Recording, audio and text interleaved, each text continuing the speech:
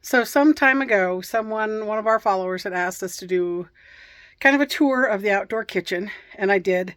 And I have to say, most of the videos, photographs of that were from some old stuff that we had. We're finding that we're really not using it. I have used the outdoor oven more often than anything else out here, and it's actually just become a place for us to throw tools as we're working on things.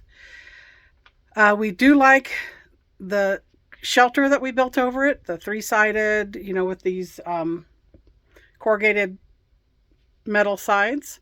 We're going to keep that, but let me show you. We know we did a lot of things wrong, and this was our first build with earth bags. And my daughter-in-law Chrissy and her daughter Jenny, my granddaughter, and the boys, her sons, all came out and helped build this about 4 years ago in the summer of 2019. We just picked a spot and started building. We did not put a foundation. The barbed wire that we used between the courses were just little bits and pieces that we had left over from doing our fence around the property. So it's not really all lined up and uniform like it should be. I put 2 coats of boiled linseed oil on the outside once I was done with the final layer of cob, and I should have just kept going until it just wouldn't take any more. So those are the things that I know that we did wrong. But let me show you what's happened over time with this thing. So living out here, we've got rodents. Rodents love to dig underneath things. Dig, dig, dig, dig, dig. And of course, with these rodents come all sorts of snakes. Lovely rattlesnakes going in and out of all these holes and threatening everything. As a consequence, I think because we didn't have any kind of foundation, it's just laying right on the ground, we've had some shifting and some loss of material on the front. Of course, the sun exposure doesn't help because, like I said, I didn't put enough boiled linseed oil on it. You can see the bags exposed. This is the original layer of cob. This is the finished layer. You can see how it's just pulling up. But you can also see, how thin that is compared to how thick this is. So what we're going to do, I've taken the wood all out of here. We're going to clean up all the rest of the stuff that you can see we got tools out here. We have solutions out here. We have all sorts of junk sitting on it. And you can see it's failed here. And back inside, we cobbed it, but that failed. It's not to say that this is not a good thing to do. It definitely is. But because we were heading forward on the house, this got neglected, and I should have just kept putting boiled linseed oil on it and paid more attention to the rodents that were getting underneath. So we're going to tear this out. We're going to use the area because we have nice, lovely shade under here. So we're going to use this area to put a table. We'll move our little picnic table in here. Be a nice place to get out of the sun. And then on one end, we haven't decided which end, we'll put a more traditional, like, grilling station, like the outdoor grill areas, and maybe do something a little more along those lines with a place to sit, get out of the sun, because it's really nice and comfortable in the shade out here. So that's what our plan is. We'll probably get that done hopefully today, and then we're going to get to fixing up the floor, or the floor of this area, because we know that underneath all these areas there's probably just all sorts of squiggly little tunnels and dens and that kind of thing under there. We got to get that cleaned up. We want to get the ground leveled and then compact it again, and then we'll eventually get to the point where we put in some sort of, like I said, some sort of a outdoor grilling station. That's just an old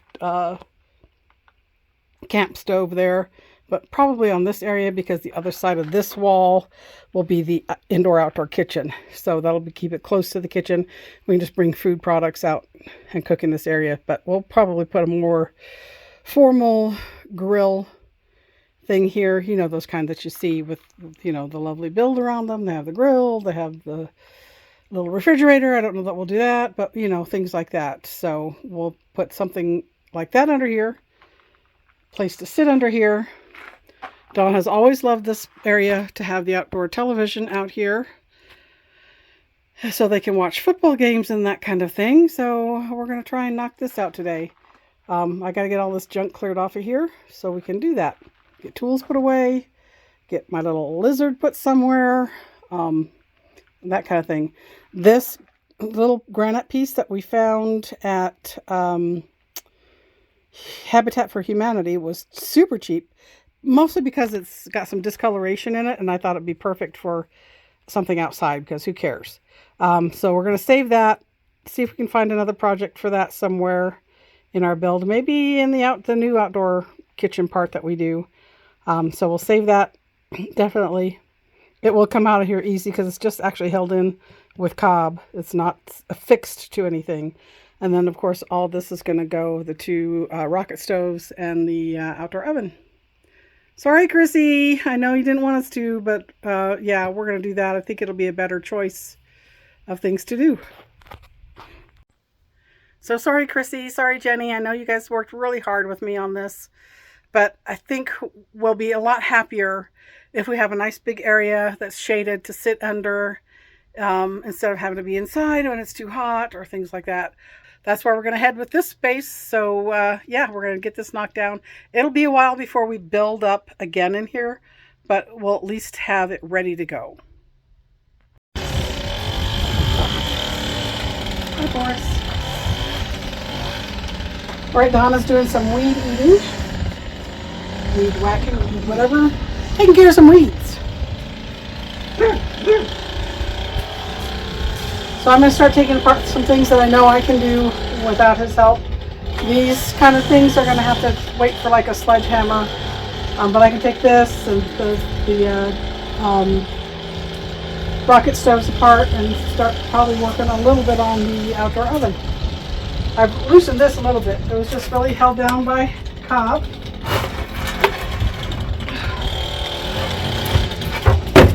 And like I said, we're going to try to reuse this somewhere.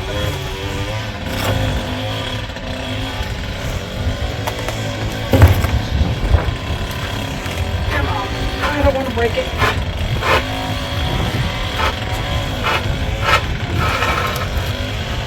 Oh, it is heavy. Woo! You can see the bottom of that stovepipe, how I flanged out the inner stovepipe and the outer stovepipe. And then I put the perlite in between those two, put 1/4 inch mesh around the whole thing, and then put the cob around that.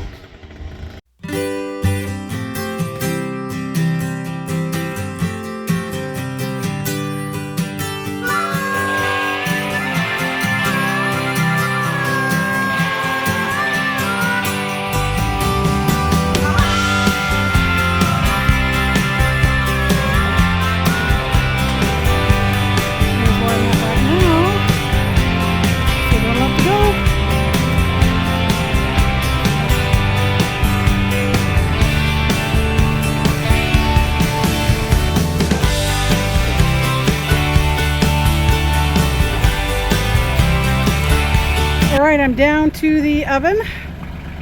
I'm not sure exactly how, I'm going to go turn that tractor off, how I'm going to handle this. So let's see what we do. So far, Sweetie has found 3 dead mice underneath everything. Yay. So, not sure how I'm going to handle this. I think I'm going to try to open up in here, take the bricks out before I do too much, because I know there's 2 layers of bottles in there with sand that were supposed to help hold the heat. So let's see what we do. I'm gonna hit it with a sledge, I think.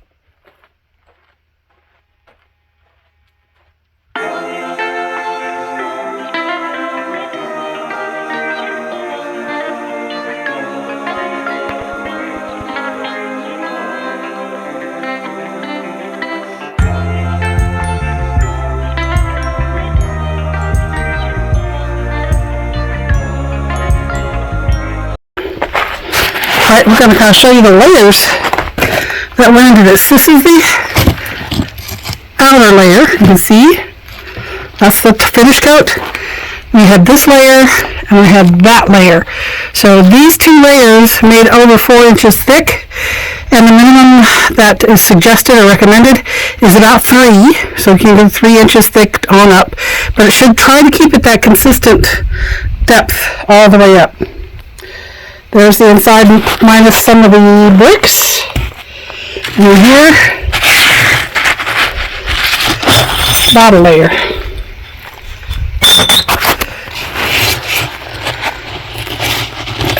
There's one. There's one.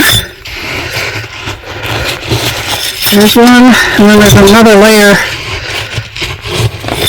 of bottle beneath. And that's what helped with holding the heat. And here's a really good place you can see all 3 layers. This is the first thick layer of cob. You build a wet sand mound, cover it with newspaper, and then you start building your cob on that. And there's that first thick layer, my second thick layer, and then the top. So you can clearly see that defined. The outer layer, the top coat, and then my 2 layers that I put in there.